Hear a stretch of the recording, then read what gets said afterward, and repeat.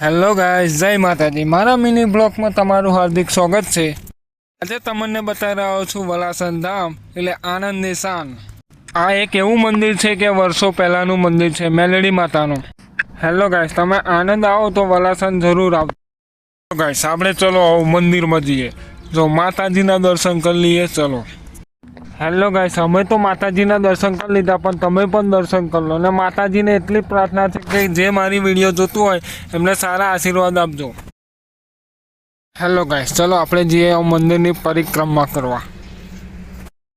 જય માતાજી ગાઈસ, આ એક એવું મંદિર છે મેલડી માતાનું કે તમે દિલથી પ્રાર્થના કરીને 5 રવિવાર ભરો તો તમારી મનોકામના બધી જ પૂરી થઈ જાય છે।